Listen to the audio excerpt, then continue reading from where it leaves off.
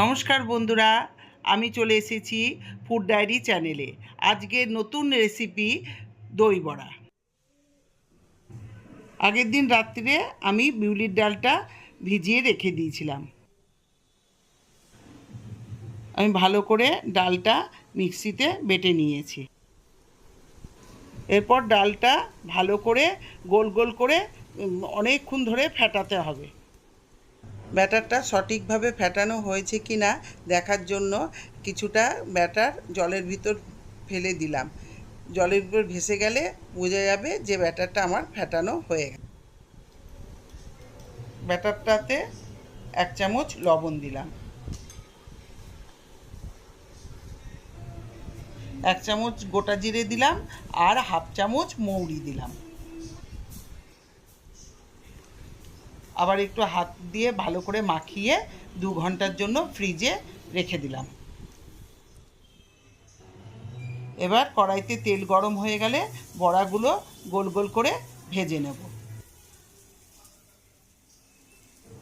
এবার সব বড়াগুলো উল্টিয়ে পাল্টিয়ে ভেজে নেব। এবার আমার সব বড়াগুলো ভাজা হয়ে গেল।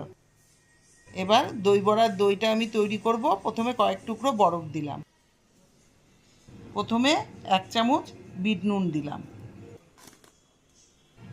তারপরে 1 চামচ চাট মশলা দিলাম। এবার 2 চামচ চিনি দিয়ে দিলাম। এবার দইটাকে ভালো করে ফেটিয়ে নেব। বড়াটা ভিতর থেকে খুব সুন্দর ভাজা হয়ে গেছে, কাঁচা নেই। একটা গামলার জলে 1 চামচ লবণ নিলাম, ছোট চামচের 2 চামচ বিট নুন দিলাম। এবার 1 চামচ চাট মশলা দিলাম। এবার জলটা ভালো করে ঘাটিয়ে নেব। এবার বড়াগুলো সব এক এক করে জলটার ভিতরে দিয়ে দেব। কড়াইতে কিছুটা তেল গরম করে প্রথমে আদা কুচি দিয়ে দিলাম, তারপরে লঙ্কা কুচি দিয়ে দিলাম। প্রথমে 1 চামচ সর্ষে দিলাম, তারপরে 1 চামচ জিরে দিলাম, তারপরে কিছুটা পরিমাণ কারি পাতা দিয়ে দিলাম। সব কিছু দিয়ে ভালো করে নাড়িয়ে নিলাম। রসুন বড়াটা বড়ার উপরে দিয়ে দিলাম।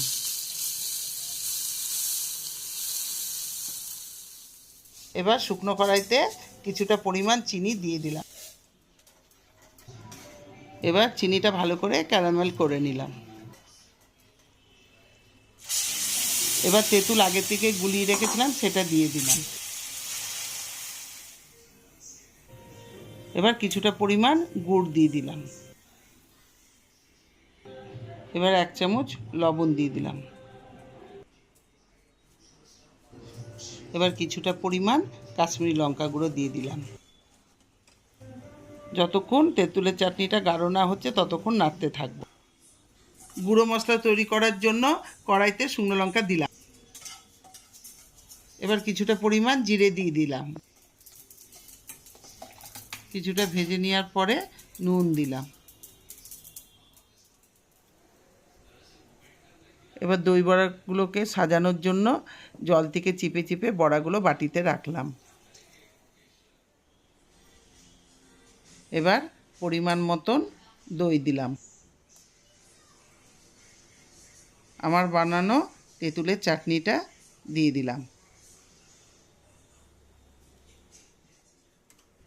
এবার কাঁচা লঙ্কা কুচি দিলাম।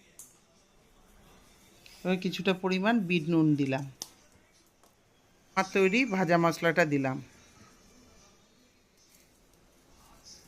তারপর কিছুটা পরিমাণ সেও ভাজা দিয়ে দিলাম।